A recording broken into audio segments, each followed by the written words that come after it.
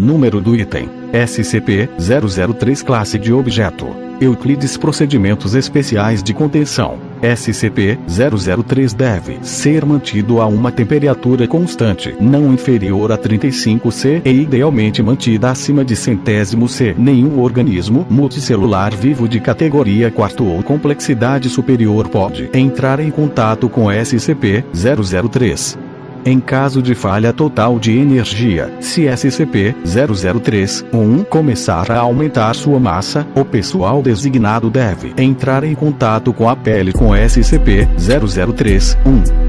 Idealmente, o pessoal pode usar o calor do corpo para retornar SCP-003-1 acima da temperatura crítica. Entretanto, o contato com a pele deve ser mantido mesmo no caso de SCP-003 atingir a temperatura de ativação, durando no mínimo até que SCP-003-1 avance totalmente para seu segundo estágio de crescimento.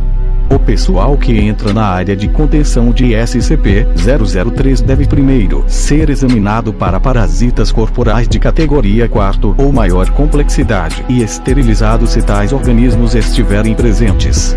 Todo o pessoal que entrou em contato físico com SCP-003-1 deve se apresentar imediatamente para a esterilização. SCP-003-1 não deve ser removido de SCP-003-2, exceto em caso de procedimentos de emergência detalhados acima. Qualquer mudança significativa na atividade única de SCP-003-2, incluindo padrão, frequência ou cor, deve ser relatada dentro de 3 horas da ocorrência. A cessação da atividade única deve ser relatada imediatamente. SCP-003-2 deve ser alimentado com energia por meio da fonte designada gerador 003-X em todos os momentos. Descrição: SCP-003 consiste em 2 componentes relacionados de origem separada, referidos como SCP-003-1 e SCP-003-2. SCP-003-1 parece ser composto de quitina, cabelo e unhas de biologia desconhecida, dispostos em uma configuração semelhante à de uma placa-mãe de computador. Os testes revelam que SCP-003-1 é anterior às primeiras placas de circuito conhecidas por um fator de milhares de anos. SCP-003-1 é considerado senciente, mas não ativamente perigoso, exceto sob certas condições. SCP-003-1 foi encontrado em uma placa de pedra SCP-003-2, na qual ele reside atualmente. As runas em SCP-003-2 não fazem parte de nenhuma linguagem conhecida e emitem padrões de luz pálida e bruxuleante. SCP-003-2 é controlado por um computador interno, não biológico, cujo conteúdo é praticamente inacessível sem risco de danificar SCP-003-2. SCP-003-2 é capaz de controlar as emissões de radiação, incluindo calor, luz e tipos de radiação anômalos. SCP-003-2 contém uma fonte de energia interna de natureza anômala, que parece ter perdido energia desde vários séculos antes da descoberta. É considerado provável que SCP-003-2 foi criado com a finalidade de conter SCP-003-1. Dados parcialmente interpretados recuperados de SCP-003-2 podem se referir a um evento de reestruturação passado e ou futuro potencial da classe LK causado por SCP-003-1. SCP-003 foi localizado pela equipe de visualização remota SRV-04 Beta. Parece possível que o SRV-04 Beta tenha sido contatado deliberadamente por SCP-003-2. Outras organizações também foram alertadas sobre a existência de SCP-003, possivelmente por meios semelhantes. Apesar dessa atividade, SCP-003-2 não parece ser senciente, com base em sua falta de reação à análise e procedimentos de M03, Glória. Quando SCP-003 cai abaixo da temperatura de 35 C, ambos os componentes reagem.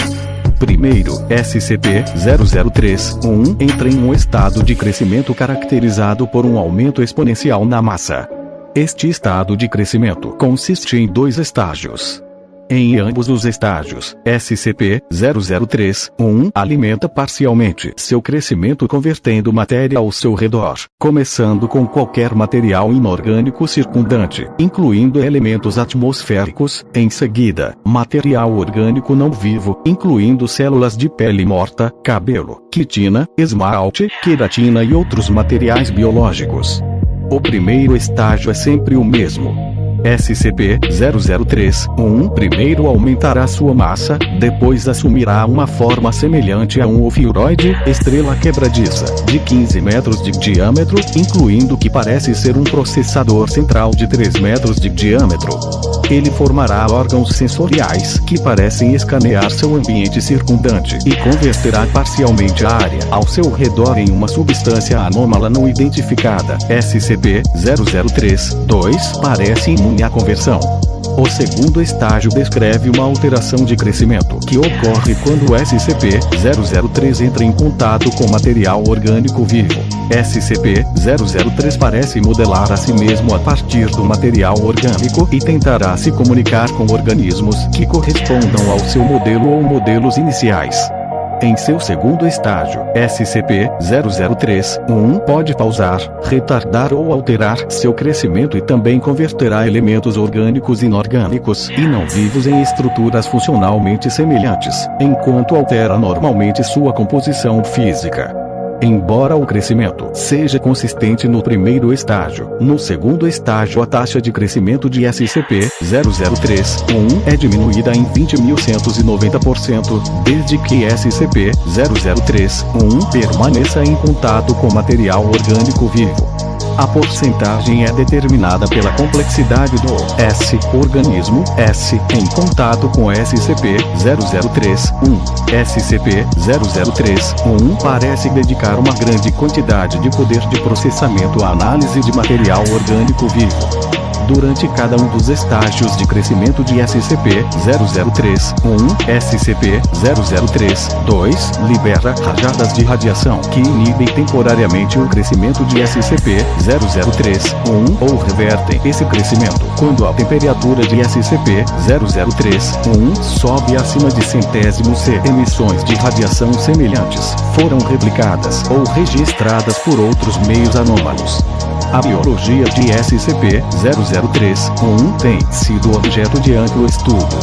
Elementos significativos foram identificados semelhantes a SCP-1512 e SCP-2756, os dois últimos dos quais não têm conexão confirmada com SCP-003-1 e nenhuma conexão conhecida entre si, e nenhum dos quais são totalmente compreendidos tecnicamente, ainda menos compreendidos do que SCP-003, graças à extensa pesquisa interdisciplinar nos objetos SCP-003.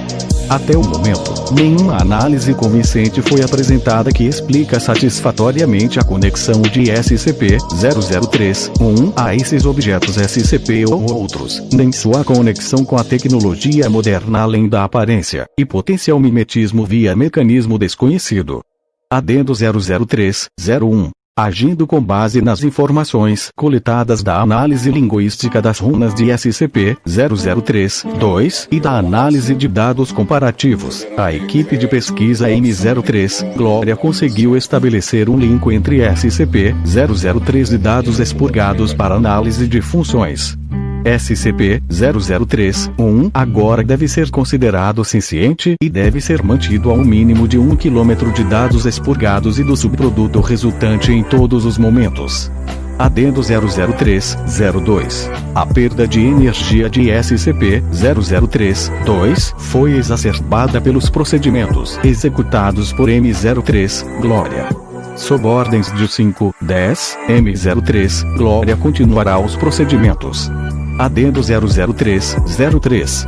Durante os procedimentos M03 Glória, SCP-003-1 dobrou sua massa e iniciou um rápido crescimento estrutural.